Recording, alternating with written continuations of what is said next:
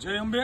શાશ્વત સનાતન નવરાત્રી સમિતિ વતી આજ હું આ વરસાદના હિસાબે જે થોડોક કારણોને ઇસ્યુ બન્યા છે એની એક જાહેરાત કરવા માંગુ છું. આપણે સારા એવા પાસ વેચી ગયા હતા, પરંતુ 6 વાગે પાસ વેચવાનું બંધ કરી દીધું. વરસાદ એક ધારો ચાલુ છે, પરંતુ ગ્રાઉન્ડમાં કોઈ પણ પ્રકારની તકલીફ નથી. જો 10 વાગ્યા સુધીમાં વરસાદ બંધ થઈ જશે તો આજે જ આપણે 10 વાગે ગરબી રોજ રાબેતા મુજબ ચાલુ કરી દેવાની છે.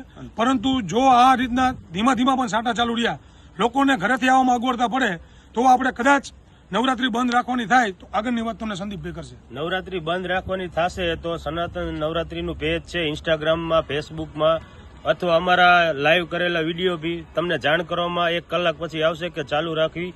અમારા તો પ્રયત્નો છે જ ચાલુ રાખવી. તમે આ જોઈ શકો છો, અહીંયા બધે ગ્રાઉન્ડમાં ક્યાંય કઈ તકલીફ નથી. ગરબે રમાય એવું છે, જોઈ લો, ક્યાંય કઈ તકલીફ નથી.